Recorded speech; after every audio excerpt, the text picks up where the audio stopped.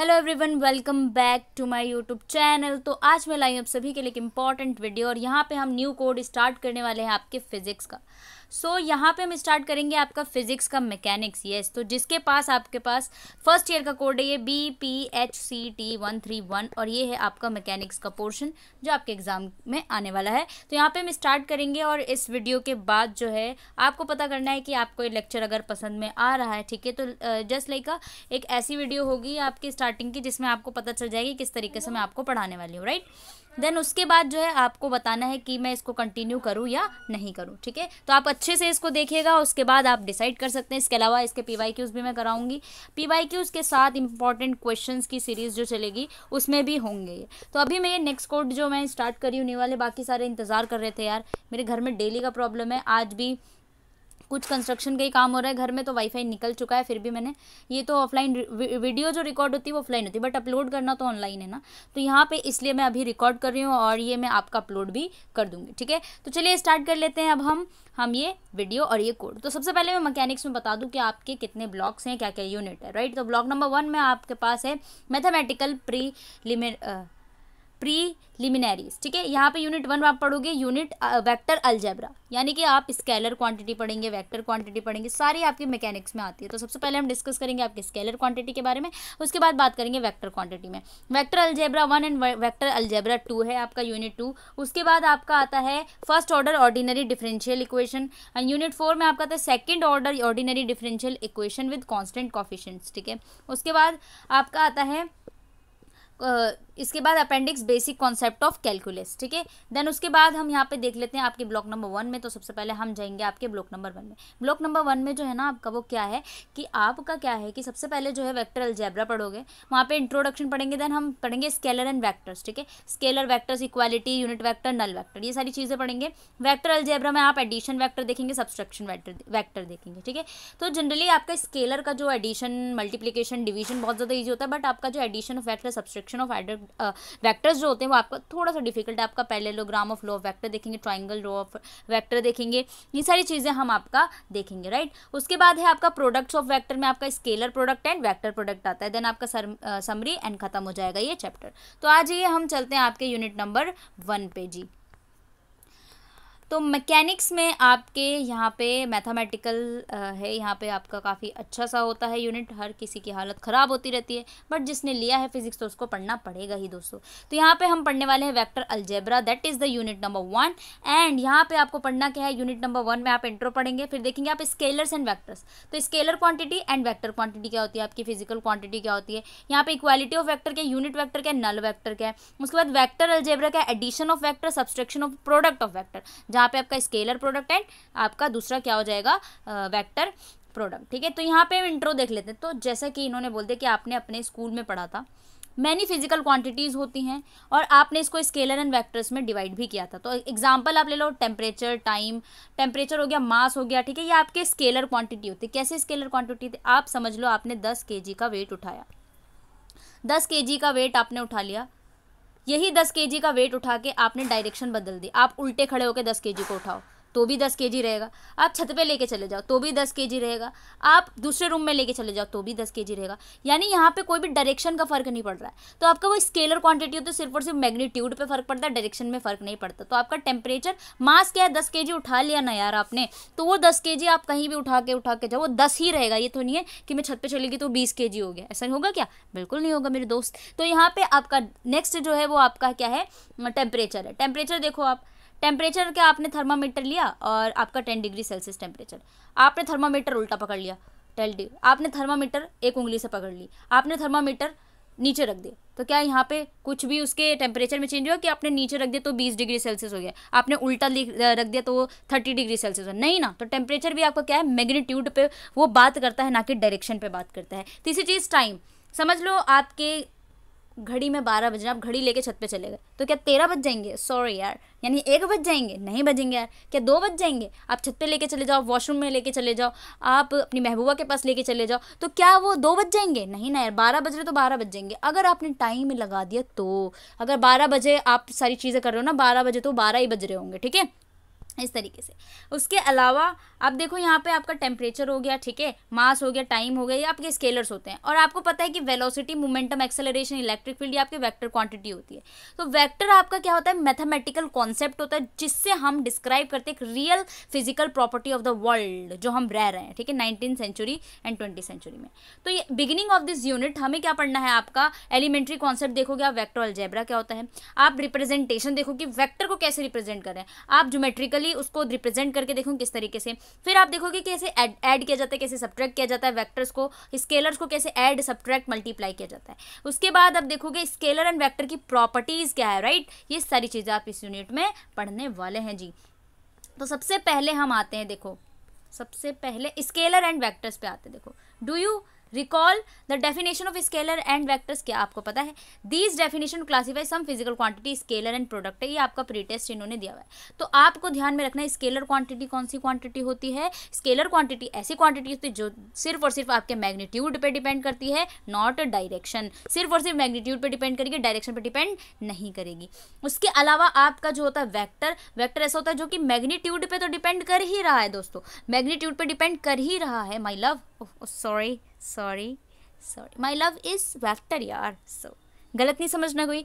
उसके बाद तो मैग्नीट्यूड पे डिपेंड कर ही रहा है, इसके अलावा डायरेक्शन पे भी डिपेंड कर रहा है, तो वो आपका क्या हो जाएगा, क्या हो जाएगा यार, वेक्टर हो जाएगा ना। प्री टेस्ट में आपको दिया हुआ है, तो देखो यहाँ पे फिजिकल क्वांटिटी, आप सारी चीज़ें फिजिकल क्वांटिटी आगे टर्म में भी पढ़ोगे, ठीक है, कि क्या होता है, एक्सेलरेशन क्या है, आपको जो पहले दिया है ना वो सारी चीज़ें। तब देखो टेम्परेचर 42 डिग्री सेल्सियस है, इसमें से बताओ ये आपका स्केलर है या वेक्टर है। अभी मैंने आपको बताया कि टेम्परेचर अगर आपका 42 डिग्री सेल्सियस है, आज का मैक्सिमम टेम्परेचर 42 डिग्री सेल्सियस है, थर्मामीटर से आपने नापा, छत पे चले गए उसी को लेकर के, अब वॉशरूम में चले गए उसी को लेकर के, तो थर्मामीटर आपका उल्टा पकड़ लो, सीधा पकड़ लो, टेढ़ा पकड़ लो, मेढ़ा पकड़ लो, 42 डिग्री सेल्सियस ही रहेगा, दैट इज स्केलर क्वांटिटी। तो टेम्परेचर आपकी स्केलर क्वांटिटी। एक्सेलरेशन देखो, एक्सेलरेशन भी मैंने बताया था कि आपका एक्सेलरेशन क्या है, वेक्टर क्वांटिटी है। आप इससे पहले जो ऊपर देख सकते हो एक्सेलरेशन आपकी वेक्टर क्वांटिटी है। आप स्पीड आपकी वेक्टर क्वांटिटी, आपकी डेंसिटी, आप देखो वेलोसिटी वेक्टर क्वांटिटी, आपका जो वेवलेंथ वेक्टर क्वांटिटी, यानी आपकी जो होती है किस किस चीज़ पर डिपेंड करती है, मास ऑफ द अर्थ, मास आपका scalar quantity, only on magnitude पे डिपेंड करेगा, राइट। डिस्प्लेसमेंट, ठीक है, charge on electron, melting point, सारी चीज़ें आप आगे भी पढ़ोगे, ठीक है, सारी चीज़ आप आगे भी पढ़ोगे। तो ये जब आगे आगे आओगे ना तो आपके पास ऐसे क्वेश्चंस भी आएंगे यार, इसमें से वेक्टर क्वांटिटी कौन सा, चार्ज, फोर्स, मोमेंटम, स्पीड, सारी चीज़ें आप आगे पढ़ोगे, ठीक है, आगे के लेक्चर्स में। सो स्केलर्स क्या है, तो चलो स्केलर्स क्या है, स्केलर क्वांटिटी क्या है, यहाँ पे अच्छे से बता रखा है। तो चलो आपने स्कूल के साइंस के कोर्स में पढ़ा है, इसने भी मैं बता दिया कि यार साइंस स्टूडेंट थे आप, अभी भी हो, तो आपने स्कूल में पढ़ा है यार, यहाँ पे नहीं पढ़ा, स्कूल में पढ़ा है।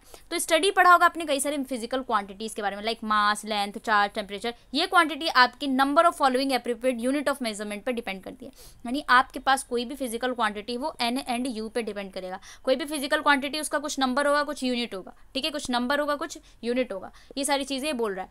तो यहाँ पे मेजरमेंटल, let's revise definition scalar and state of their properties. तो सबसे पहले हम स्केलर के बारे में, उसके डेफिनेशन के बारे में बात करेंगे और आपकी प्रॉपर्टीज के बारे में बात करेंगे। समझ लो आपके पास फोर्स है एन यू के टर्म्स में, ये आपका फिजिकल क्वांटिटी है, एन का मतलब 20 kg, न्यूटन, फोर्स तो आपका न्यूटन में होता है, तो फोर्स आपका समझ लो 20 न्यूटन है, यानी ये किसके टर्म में, आपका फिजिकल क्वांटिटी है, 20 आपका क्या है, एन यानी नंबर है, और एन क्या है आपका यूनिट है। तो एन यू इस टर्म में आपकी जो होती है सारी फिजिकल क्वांटिटीज को रिप्रेजेंट किया जाता है। I hope you understand. Then उसके बाद स्केलर्स के बारे में देखो, physical quantity that are scalar are quantity that be completely describe by number of measurement पे डिपेंड करता है। यहाँ पर टेम्परेचर का आपका दिया हुआ है कि टेम्परेचर आपकी स्केलर क्वांटिटी होती है। अब स्केलर क्वांटिटी आपकी ऐड भी हो सकती है, सब्ट्रैक्ट भी हो सकती है, मल्टीप्लाई भी हो सकती है, डिवाइड भी हो सकती है, लाइक ऑर्डिनरी नंबर्स, जैसे आपके ऑर्डिनरी नंबर्स होते हैं। In fact the rules elementary arithmetic operation apply किया जाता है स्केलर क्वांटिटी पे। मान लीजिए आपके पास ए बी सी 3 वैल्यू है स्केलर क्वांटिटी के। एग्जांपल ले लो, मास ऑफ एन ऑब्जेक्ट, आपने मास ले लिया, किसी भी ऑब्जेक्ट का मास ले लिया, मास क्या है आपका स्केलर क्वांटिटी है, राइट, स्केलर क्वांटिटी। तो कैसे आप करोगे, अगर आप ऐड कर रहे हो, आपके पास 2 मास है, एक ए है एक बी है, मान लीजिए आपके पास ए 10 है, बी आपके पास 20 है। यहाँ पे देखो ए प्लस बी करो, यानी 10 + 20 करो यार, तो 30 आ रहा है। बी प्लस ए करोगे तो यानी 20 + 30 करोगे तो भी 30 आ रहा है। यानी अगर आप किसी स्केलर क्वांटिटी की क्या करते हो, एडिशन करते हो, a प्लस बी करोगे तो भी सेम, b प्लस ए करोगे तो भी सेम होता है, ठीक है। लाइक अ ऑर्डिनरी नंबर, जिस तरीके से आप 2 प्लस 3 5 करते हो, 3 प्लस 2 5 करते हो, उसी तरीके से आपके स्केलर को भी जोड़ा जाता है, क्योंकि कोई डायरेक्शन है ही नहीं यार, तो जोड़ने में कोई बहुत ज़्यादा आसानी। अगर आपने इसको मल्टीप्लाई किया, ए बी मतलब मल्टीप्लाई होता है ना, मल्टीप्लीकेशन, या बी ए कर लो, तो समझ लो हमारे पास ए कितना था, 20 था, एक आपका 10 था, ये 20 था, ठीक है, 20, और बी आपका 10 था, ये करो तो भी आपका कितना आ रहा है 200, बी ए करो यानी 10 इंटू 20 करो तो भी 100, 200, राइट। तो इस तरीके से करो, चाहे ए इंटू बी करो या बी इंटू ए करो, मल्टीप्लीकेशन करोगे तो आपका सेम आएगा। तीसरी चीज़ आपका क्या है, अगर आपके पास कोई ए है उसमें आपने 0 प्लस कर दिया, यानी ऐड कर दिया आपने 0, 0 ऐड कर दो, 10 है उसमें प्लस ए करो, प्लस 0 करो तो 10 आना है। यानी आपकी जो ऑर्डिनरी नंबर जो 0 है ना, वो एडिशन करने पे आपका सेम मार्क्स ही देता है, उसमें कोई भी चेंज नहीं आएगा। इसी तरीके से आपने किसी भी जैसे 10 को 1 से इंटू किया या 1 को 10 से इंटू किया तो भी आपका सेम ही आता है। इस तरीके से आपका ये 1 जो होता है, अगर आप मल्टीप्लाई करते हो तो भी सेम आता है, और अगर 0 में प्लस करते हो तो भी सेम आता है। मान लीजिए आपके पास ए आपका 2 है, बी आपके पास 3 है, सी आपके पास 4 है, ठीक है। A into B into C, B C को हमने अंदर ले लिया, ए बाहर ले लिया, is equals to A B अंदर ले लिया, सी बाहर ले लिया, दोनों को सॉल्व करो। आपके पास ए कितना है 2, 2, बी सी अंदर लो, बी कितना है 3 इंटू 4, तो ये कितना हो गया 3 चौक 12 इंटू 2 यानी 24 आ रहा है। जब हमने इसको सॉल्व किया 24 आया, राइट हैंड लेफ्ट हैंड से सेम होना चाहिए। अब मैंने ए बी को अंदर ले लिया, यानी ए 2 बी आपका 3 अंदर ले लिया, और आपका सी बाहर है यानी 4, तो 2 इंटू 3 कितना हो गया 6, 6 इंटू 4 क्या हो गया 24, अब भी 24 आ रहा है। तो right hand side is equal to left hand side, दोनों बराबर होते हैं, चाहे आप ए बी सी कर लो या ए बी सी कर लो, आपका सेम आता है, ठीक है। उसके अलावा आपके पास अगर इस तरीके से लाइक ऑर्डिनरी, जैसे आप रूल्स पढ़ते हुए आए हो बचपन से, उसी तरीके से होता है। अगर आपका ए बाहर है, ठीक है, और आपका बी प्लस सी है, इसको सॉल्व करोगे तो भी सेम आएगा। ए बी प्लस ए सी करोगे तो भी, इसके इंटू इससे बी प्लस सी भी कर सकते हो आप, तो 3 प्लस 2 कर लो, और ए आपका हो गया मान लीजिए 4, ठीक है, तो आप 3 प्लस 2 कितना हो गया आपका 5 इंटू 4 कितना हो गया 20। इसी तरीके से ये भी कर लो, ए बी, ए क्या है आपका 4, बी क्या है आपका 3, प्लस ए क्या है आपका 4, एंड सी क्या है आपका सी, 4 3 ज़ा 12, और ये 16, सॉरी 16 होगा, ए 4 एंड 2 8, ठीक है। तो आपके ये कितने हो जाएंगे 16 और 8 20, तो दोनों तरफ से आपका सेम नंबर आ जाए। Scalar quantity have another important property होती है, तो यहाँ पे हम देख लेते हैं। ये आई होप यू अंडरस्टैंड कि किस तरीके से आप ऐड करते हो, मल्टीप्लाई करते हो, डिवाइड करते हो, और जिस तरीके से आप ऐड करते हैं, ठीक है, वो सारे रूल्स आपके स्केलर क्वांटिटी के यहाँ दिया हुआ है। अब स्केलर क्वांटिटी आपकी ऐसी होती है जो कि कोऑर्डिनेट सिस्टम पे डिपेंड नहीं करती। कोऑर्डिनेट सिस्टम का मतलब होता है आपका डायरेक्शन, यानी स्केलर क्वांटिटी ऐसी क्वांटिटी होती है जिसमें डायरेक्शन पे डिपेंड नहीं करेगी, तो आप ऐसे भी लिख सकते हो कि कोऑर्डिनेट सिस्टम पे डिपेंड नहीं करती। It remains the same in all coordinate system, यानी किसी भी डायरेक्शन में चले जाओ, जितने भी आपके कोऑर्डिनेट सिस्टम है, एक्स में चले जाओ, वाई में चले जाओ, जेड में चले जाओ, जितने भी कोऑर्डिनेट सिस्टम है, कहीं भी जाओगे तो आपका जो होगा ये सेम टू सेम रहेगा। ये प्रॉपर्टी को हम इनवेरियंस कहते हैं, यानी डायरेक्शन पर डिपेंड नहीं करा, तो इस प्रॉपर्टी को हम बोलेंगे इनवेरियंस, राइट। स्केलर क्वांटिटी आपकी इनवेरियंट होती है, अनचेंज होती है under any transformation of coordinate system, कहीं भी चले जाओ यार आपका वो चेंज नहीं होगा। देन उसके बाद आते हैं हम वेक्टर्स पे, ठीक है। वेक्टर देखो यार, वेक्टर भी हमने अपने स्कूल के फिजिक्स में पढ़ा था, आपने पढ़ा था कई सारी फिजिकल क्वांटिटी होती है दैट आर वेक्टर। एग्जांपल के लिए डिस्प्लेसमेंट, वेलोसिटी, एक्सेलरेशन ले लो, फोर्स ले लो, ठीक है। किसी भी ऑब्जेक्ट पे आप इलेक्ट्रिक फील्ड लगा रहे हो, चार्ज लगा रहे हो, ये आपकी वेक्टर क्वांटिटी होती है। तो हम डेफिनेशन देखेंगे, उसके बाद इसको ज्योमेट्रिकली रिप्रेजेंटेशन देखेंगे। तो आपकी फिजिकल क्वांटिटी होती है वेक्टर। ये क्वांटिटी आपकी कंप्लीटली मैग्नीट्यूड पर डिपेंड करती है, which is non negative scalar quantity होती है। ये पॉजिटिव नंबर होती है, अप्रोप्रिएट इसका यूनिट भी होता है, डायरेक्शन भी होता है। यानी आपकी जो वेक्टर क्वांटिटी होगी उसका मैग्नीट्यूड होगा एज वेल एज डायरेक्शन भी होगा, उसकी कुछ यूनिट भी होगी। Dimension of vector is pure number, then we do not specify unit in case of unit vector. Unit vector आपका बाद में दिया जाएगा। तो अब हम देखेंगे कि किसी तरीके से आपका ग्राफिकल रिप्रेजेंटेशन किया जाता है वेक्टर का। तो अगर आप ज्योमेट्रिकली या ग्राफिकली अगर आप रिप्रेजेंटेशन करते हैं किसका, वेक्टर का, तो आपके पास both its magnitude and direction को रिप्रेजेंट करते हैं। So vector is represent by direct line की तरह होता है, एक सेगमेंट और एक एरो होता है। तो स्ट्रेट लाइन जो होता है एन एरो हेड होती है, तो एक स्ट्रेट लाइन होगी और ऊपर की तरफ जो होगी ना एरो, उसको हेड कहेंगे। तो लेंथ ऑफ पॉजिटिव वेक्टर, ठीक है, एक सेकेंड, पेन मेरा पेन की मुंडी निकल गई यार। सो मुंडी लगा दी मैंने। तो इस तरीके से आप रिप्रेजेंट करते हो। ये आपका होता है ना, इसको टेल कहते हैं, सिंपल लाइन, और इसको हेड कहते हैं। तो हेड वाला आपका एरो है, ठीक है, इस तरीके से आप रिप्रेजेंट कर रहे हो। उसके बाद क्या है, the length of the arrow represent magnitude. तो जो लेंथ है वो मैग्नीट्यूड है of the vector quantity which is positive scalar quantity, और एरो हेड जो होता है वो डायरेक्शन है, ठीक है। Arrow head is place either and, जिसको हम बोलते हैं एट द एंड पे होता है अलोंग द लाइन सेगमेंट। तो जो पॉइंट ए मान लिया मैंने, इसको बी मान लिया, तो ए पॉइंट को हमने टेल बोला जो कि स्टार्टिंग पॉइंट है वेक्टर का, बी पॉइंट है जो हेड है जो कि टर्मिनल पॉइंट है। तो डायरेक्शन जो होगा वो ए टू बी होगा, ठीक है, ये डायरेक्शन है, लाइन की डायरेक्शन।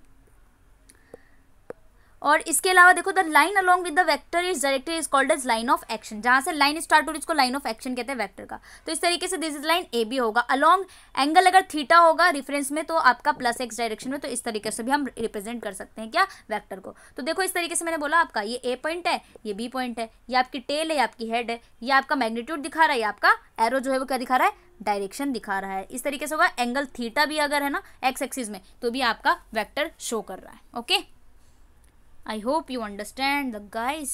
ओके गाइस, चलिए तो अब यहाँ पे हम देखेंगे आपके इक्वालिटी वेक्टर्स क्या होते हैं, यूनिट वेक्टर्स क्या होते हैं, नल वेक्टर क्या होते हैं। जो आज की वीडियो है ना यार, वो क्या है ना यार, आपकी ओनली लाइक एक इंट्रोडक्शन वीडियो है। इसके अलावा जो होगा ना, मैं अब यहाँ पे जो इंपॉर्टेंट चीज़ें करा रही हूँ आपकी पहली वीडियो में, ये मेरी पहली वीडियो है आपकी फिजिक्स 131 की। इसके अलावा फिजिक्स 143 में कंप्लीट करा चुकी हूँ। तो जिसको वो नहीं देखना, कंप्लीट सारे यूनिट हो चुके हैं, वो जाकर के वहाँ से देख सकता है, ठीक है। तो चलिए इक्वालिटी ऑफ वेक्टर्स की बात करते हैं। We explain this concept, give some example, ठीक है। इक्वालिटी ऑफ वेक्टर क्या होता है, दो vector are said to be equal. हम जब दो वेक्टर को इक्वल कब बोलेंगे, सेम मैग्नीट्यूड और same direction, like this. Equality of vector like this, देखो दोनों आपके सेम डायरेक्शन में जा रहे हैं, सेम मैग्नीट्यूड है, नहीं लेंथ भी सेम है यार, लेंथ भी सेम है, और जो इसकी हेडिंग, इसकी जो मुंडी है, मुंडी जो है वो आपकी वेक्टर दिखा रही है। तो इक्वालिटी ऑफ टू वेक्टर्स को कैसे देखेंगे कि आपका A vector is equals to B vector, तो ये होती है equality of the vector. I hope you understand, ठीक है।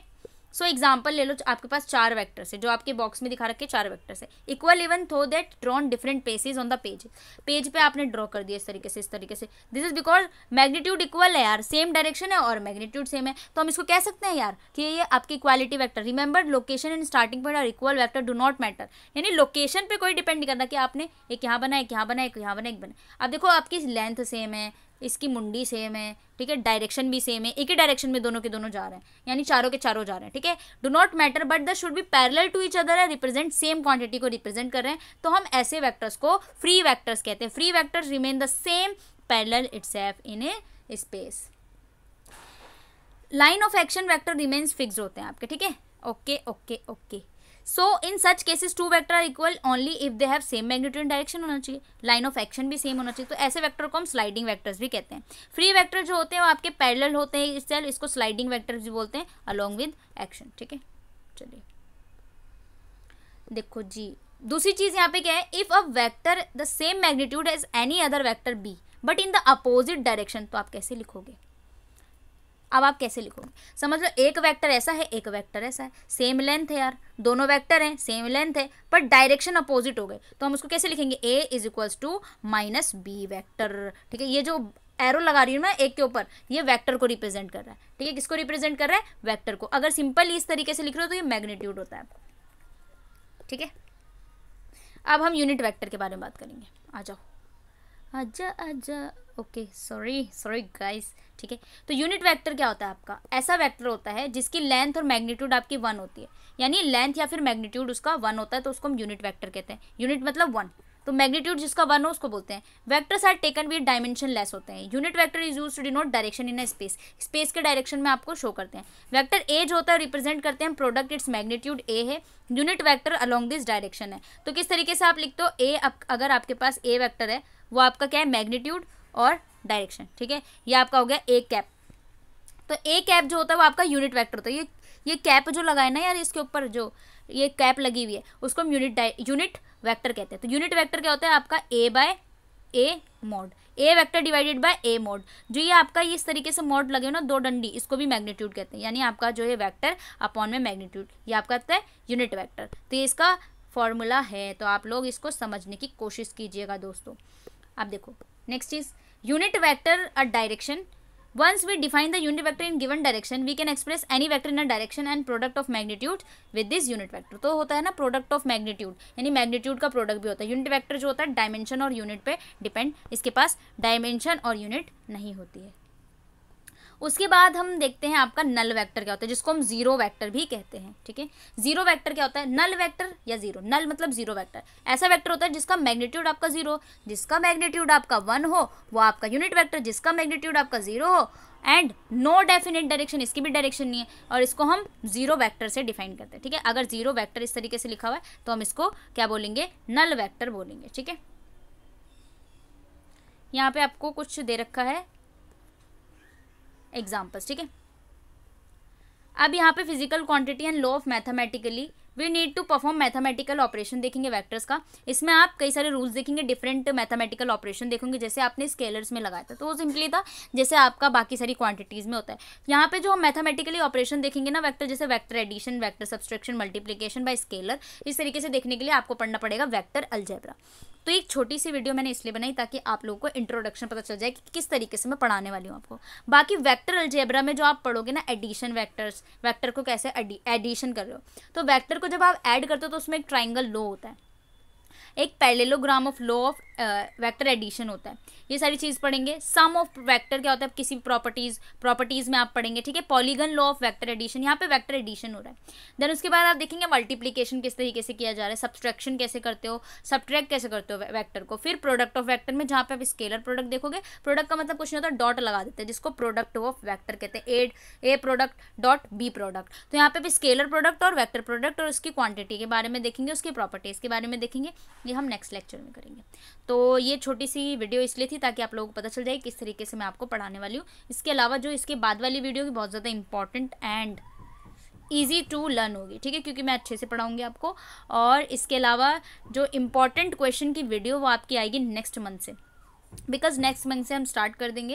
इसके अलावा मैं चाह रही हूँ कि आपका ये फिजिक्स का भी कंप्लीट हो जाए, तो यार हम अच्छे से करेंगे, जल्दी करेंगे और सारे कॉन्सेप्ट को क्लियर करके चलेंगे। ठीक है, टर्मिनल क्वेश्चंस वगैरह जो होंगे ना वो आपके इंपॉर्टेंट क्वेश्चन में ऐड कर दी जाएंगे, जो भी आपके इंपॉर्टेंट होंगे सबसे ज़्यादा, तो इंपॉर्टेंट्स को मैं ऐड कर दूँगी। PYQs के सॉल्यूशंस भी मैं ही कराऊँगी, एंड इसके अलावा अगर आपको PYQs अगर PDF चाहिए, देखो यहाँ पर तो मैं आपको बता रही हूँ कि सारी चीज़ें मैं आपको यहाँ पे करा रही हूँ, पर अगर PDF चाहिए यार तो वो पेड होगी। ठीक है, तो मैंने आपको बता दिया है। इसके अलावा आपको कोई भी दिक्कत हो रही है इस बारे में तो आप मुझे कमेंट में बता सकते हैं, राइट। एंड इसके अलावा अगर कोई भी स्टूडेंट, मैं हर बार बोल रही हूँ, 24 में कोई भी एग्ज़ाम दिया हो आपने जून में, तो उसके क्वेश्चन पेपर्स मुझे मेरे टेलीग्राम हैंडल पर भेज दीजिए @MissMadico170, मैं टेलीग्राम हैंडल। ठीक है, इसके अलावा आप ग्रुप में जो ज्वाइन होंगे वहाँ पे आप कुछ भी पूछ सकते हैं, वो भी आपको डिस्क्रिप्शन में प्रोवाइडेड है, वहाँ से आप ज्वाइन कर सकते हैं, राइट। तो हम यहाँ से मिलते हैं नेक्स्ट में, एंड आप मुझे बता देना दिस वीडियो कैसी है, एंड आपको ये कंटिन्यू में करा दूँगी। ठीक है, इसके अलावा जो है आपके कोड जो है वो चलते रहेंगे। यार I am sorry for this delay, अगर कोई भी डिले हो रहा है। ठीक है, बाकी जो भी करना है आपको सारे कमेंट्स में बता दो, मैं सारे कमेंट्स पढ़ती रहती हूँ यार, तो मुझे सब पता चल जाता है, और धीरे धीरे मैं सब लेके आ जाऊँगी, तो आपको चिंता करने की कोई ज़रूरत नहीं है जब तक कि मैं हूँ, राइट। तो चलिए हम मिलते हैं नेक्स्ट में। इसके अलावा सब्सक्राइब करना है एंड लाइक भी कर देना यार, ठीक है, अच्छा लगेगा मुझे। कमेंट भी कर देना जो आपको, जो भी कोड चाहिए, जो भी यूनिट चाहिए, इंपॉर्टेंट क्वेश्चन चाहिए, PYQ चाहिए, सब लिख दो, जो मर्जी वो लिखो। ठीक है, यहाँ पे आपको कोई पैसा नहीं लग रहा लिखने में। ठीक है, ओके, तो मिलते हैं नेक्स्ट में, जब तक के लिए bye bye and take care.